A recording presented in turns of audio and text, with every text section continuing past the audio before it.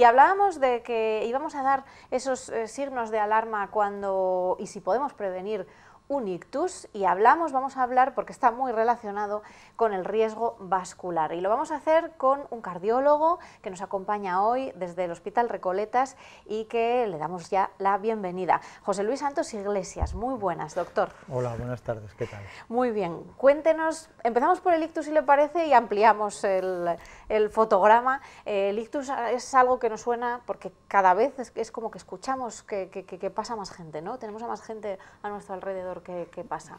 ¿Se pueden prevenir los ictus? Bueno, en general lo que vamos a hablar es de riesgo vascular y dentro del riesgo vascular, pues lo que hay que tener en cuenta para empezar es que la mortalidad, la causa más frecuente de mortalidad dentro de las sociedades occidentales es la causa cardiovascular. Dentro de la causa cardiovascular hay dos tipos fundamentales. Uno es de causa del corazón, que son los infartos de miocardio, que es a lo que nosotros los cardiólogos nos dedicamos, y la otra posibilidad son los ictus, que se dedican más que nada, básicamente los neurólogos. Pero la base y la causa de que se produzcan esos dos tipos de accidentes, tanto cerebral como cardíaco, pues vienen a ser los mismos. Debajo de ese tipo de enfermedades hay una causa que es la aterosclerosis y eso es lo que sí podemos prevenir. Y en ese contexto entra lo que es el riesgo cardiovascular. En definitiva, vivir es un riesgo para morir, no cabe duda. Claro, claro, por eso estamos aquí, ¿no? Claro, todos tenemos un riesgo vascular, todos lo tenemos, pero no todo el mundo tiene el mismo riesgo vascular. Hay gentes que tienen más y hay gentes que tienen menos. Entonces lo que podemos hacer es calcular el riesgo vascular de cada persona y lo que es más importante, podemos prevenir y dar unas directrices de vida, tanto en hábitos higiénico-dietéticos como en algunos casos farmacológicos, para disminuir ese riesgo y aumentar la vida y sobre todo la calidad de vida. ¿De qué depende esos riesgos que aumentan dependiendo de cada persona? ¿De qué depende? Pues mira, ahí básicamente dividimos en dos tipos de factores, unos factores de riesgo que son modificables y otros factores de riesgo que son no modificables. Entre los factores no modificables pues están simplemente por ser varón, ya tenemos más riesgo de tener una enfermedad cardiovascular, la edad es el riesgo más importante y evidentemente, como decía antes, según vamos cumpliendo años, más posibilidades tenemos, no cabe ninguna duda. Y otros aspectos de riesgo, factores no modificables, serían la etnia a la que perteneces, no todo el mundo tiene la misma posibilidad, de hecho los que más probabilidad tienen de tener un evento cardiovascular son los asiáticos del sur y los que menos, los chinos, es así, Ajá. Es así. Asiáticos del sur y chinos al contrario, cada uno en un lado de la balanza. Claro.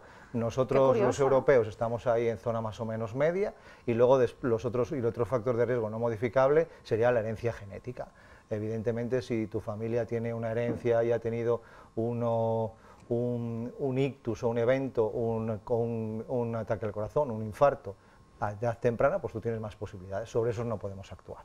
Pero sí que hay muchos sobre los que podemos actuar. Y dentro de los que podemos actuar, pues unos son, digamos, hábitos de vida, pues lo que todos sabemos, pues una comida sana, hacer un poco de ejercicio y fundamentalmente no fumar.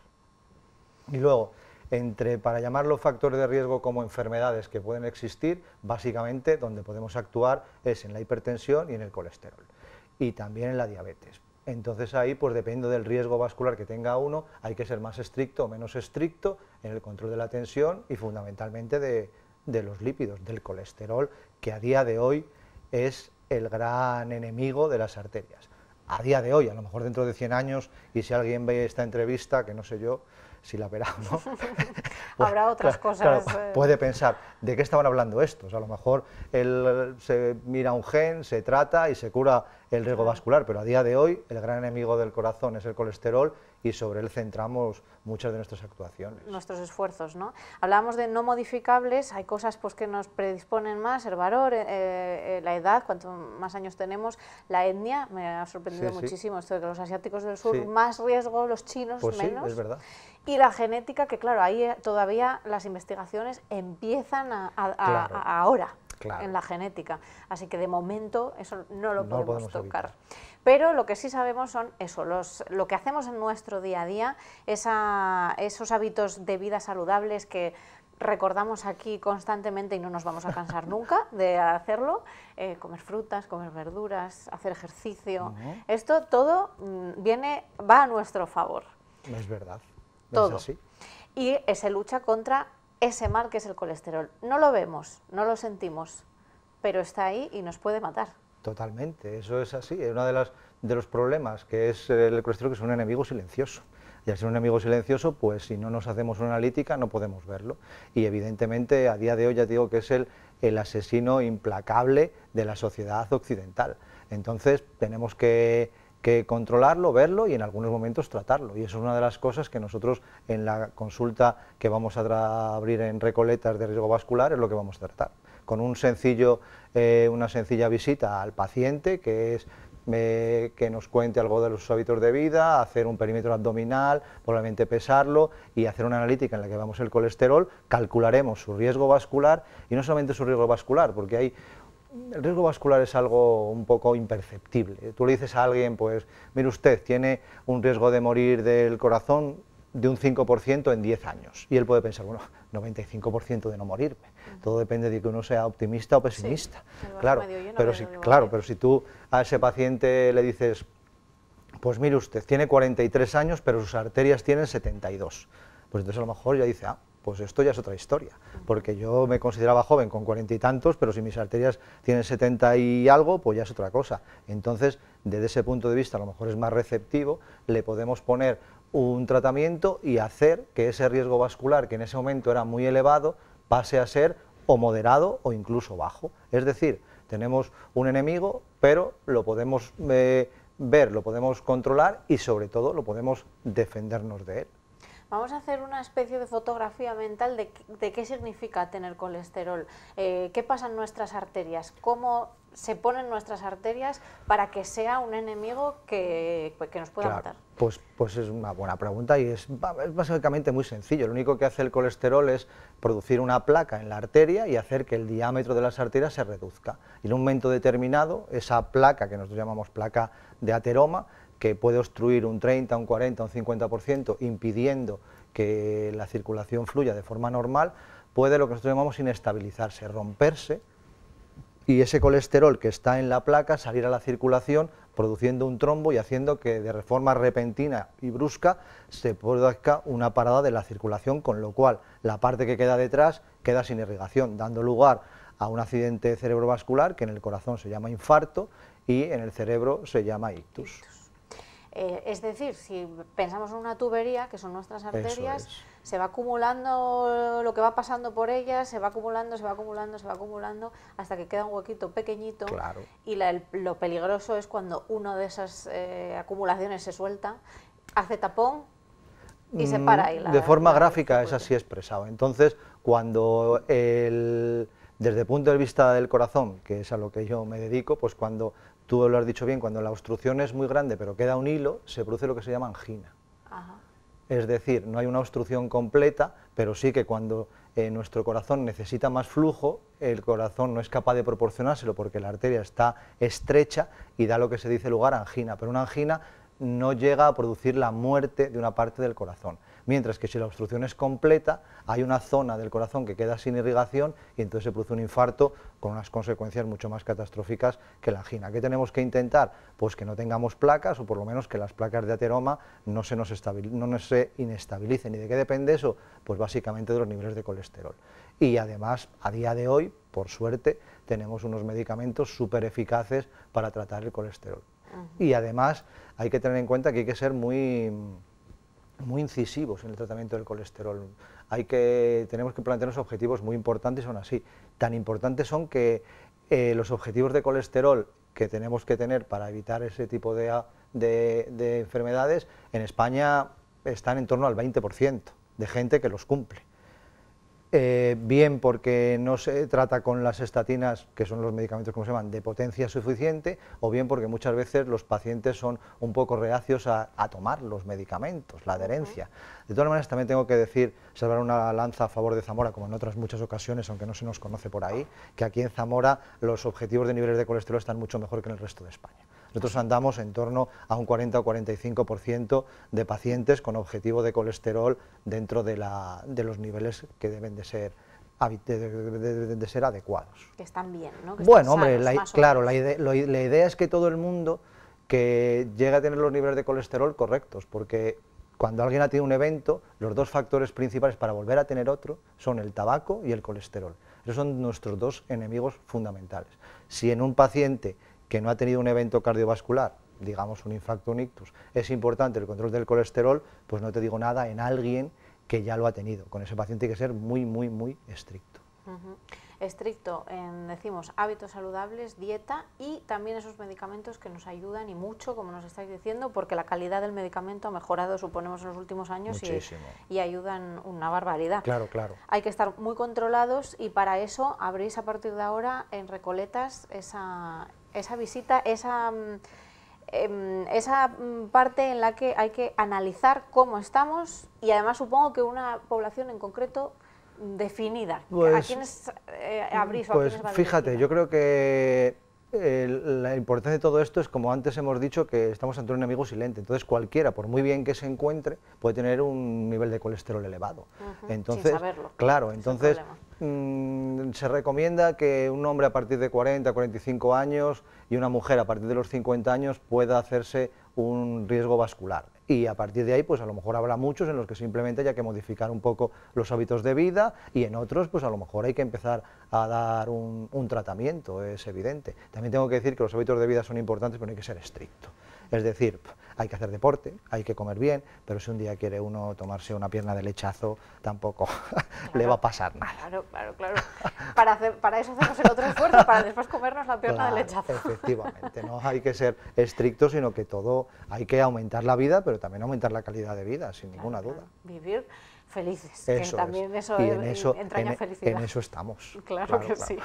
Bueno, a partir de los 40 recomendado para los hombres, a partir de los 50 mujeres y supongo que más recomendado y con anterioridad incluso si tenemos casos anteriores en la familia en los que se sufre colesterol, ¿no?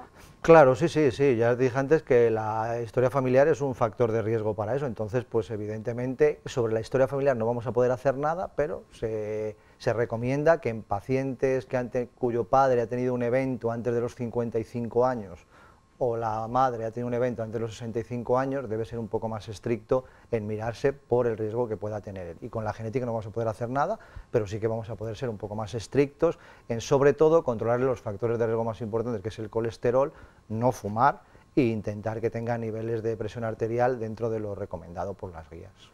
Hemos hablado, has nombrado muchas veces no fumar, lo hemos dicho muchas veces cuando hablamos del tabaco, que es desastroso, ¿no? para los problemas cardiovasculares. ¿Cómo nos afecta el tabaco tanto?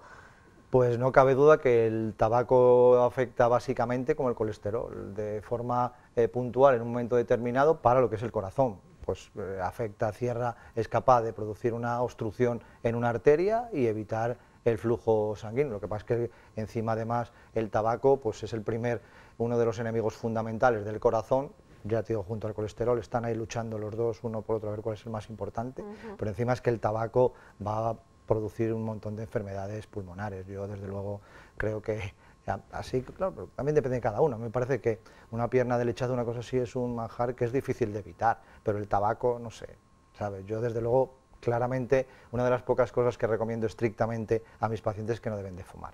Otra cosa es, claro, si a los 85 años ya ha pasado y le dices, ¿cómo va? ¿Qué voy a adelantar con dejar de fumar? Pues a lo mejor no, pero una persona joven, 18, 20 años, iniciarse en el vicio del tabaco es un problema tremendo porque sabe que al final de su vida va a tener o problemas cardiológicos o problemas respiratorios. Es casi, vamos, estamos comprando papeletas. Bueno, fíjate, yo no soy neumólogo, pero creo que realmente ellos vienen a decir que si no has fumado, la posibilidad de tener una enfermedad respiratoria es muy baja. Muy baja.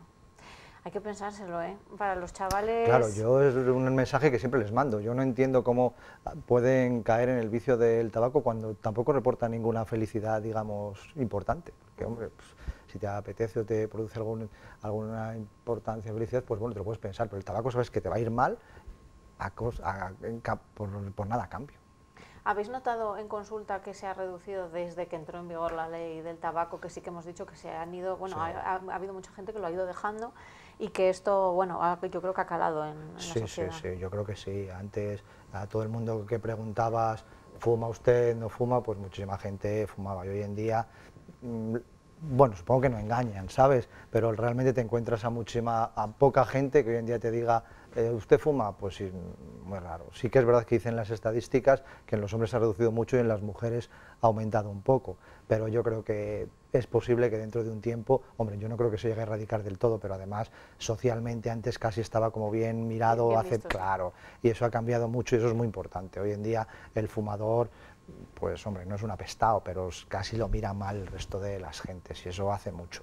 Se ha avanzado mucho en ese aspecto. Sí, yo creo que hemos cambiado mucho de mentalidad en cuanto al tabaco, es muy importante, animamos a la gente que siga fumando, que busque ayuda, que la hay, que además tanto los sanitarios como en la Asociación Española contra el Cáncer, que se hacen muchos talleres y que dan muy buenos resultados. Sí. Y si hablan con exfumadores, pues se lo van a contar, van a decir, mi vida ha cambiado.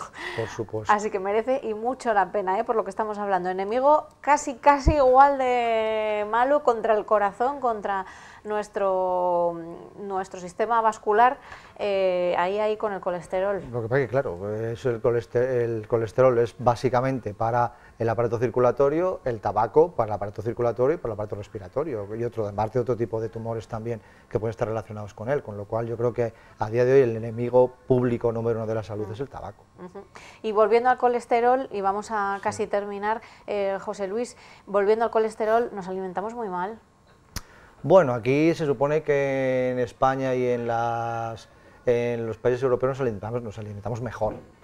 Es evidente que no nos alimentamos lo bien del todo, pero mejor que en otros sitios, y de hecho hay tablas de riesgo para países de bajo riesgo y países de alto riesgo, y nosotros estamos en los países de bajo riesgo de accidentes vasculares, junto con otros países de nuestro entorno, Italia, Francia, ese tipo de sitios, así que bueno, dentro que cabe, todo podría ser mejor, pero bueno, nosotros estamos bien posicionados en ese aspecto. Alarmas, ya siempre decimos prevenir muchísimo mejor que curar. Totalmente. Así que con este chequeo podemos prevenir disgustos y no solo la muerte, sino bueno, pues quedar en un estado en el que no sabemos cómo nos vamos a recuperar, ¿no? Totalmente, porque hombre, yo siempre digo lo mismo, es muy importante la cantidad de vida, pero también la calidad. A día de hoy, por suerte, la verdad es que desde el punto de vista cardiológico los infartos los tratamos bastante bien. De hecho, hay una mortalidad aguda más o menos del 10% así, pero el paciente que ha tenido un infarto a día de hoy, muchas veces en 3 o 4 días, con un cateterismo, está haciendo una vida completamente normal. Tenemos además capacidad de rehabilitación cardíaca, que aquí en Zamora contamos con ella en el Hospital Virgen de la Concha, y la verdad es que los pacientes se recuperan muy bien. Pero hablando de un ictus, que esto sería mejor los neurólogos, tú fíjate el problema que supone, tanto personal como familiar, como social, el gasto que supone tanto psicológico como monetario de una enfermedad como esa, que además lo más importante es que se puede prevenir, tanto una como la otra, simplemente pues haciendo una consulta de riesgo vascular. Tú imagínate lo que te decía antes, tú le dices a un paciente, tiene usted una edad de 74 años sus arterias, aunque usted tiene 54 años, pero resulta que le haces una analítica, le pones un tratamiento, le haces unas normas de vida y dentro de 3 meses su edad vascular ha rebajado a 57 años. Fíjense. Me parece algo maravilloso. Pues sí, la verdad. Sin hacer nada más que una analítica. José Luis, pues muchísimas gracias por venir, por darnos además este punto de vista tan positivo en el que podemos hacer mucho y podemos prevenir, que es lo fundamental. Ya cuando sentimos esos signos de alarma que hemos hablado más veces, corriendo al hospital, llamar al 112 lo antes posible, porque cada minuto cuenta. Efectivamente, en el corazón y en el cerebro el tiempo es músculo cardíaco. Efectivamente. Es músculo cardíaco. José Luis Santos Iglesias, cardiólogo, muchísimas gracias por venir. Pues nada, muchas gracias a vosotros, un placer y cuando queráis. Invitamos a que se pasen por el Hospital Recoletas a esta revisión cardiovascular. Muy sencilla, no cuesta nada y para el paciente fenomenal. Pues muchas gracias. Nada, a vosotros. Nos tenemos que cuidar, entre todos. Efectivamente.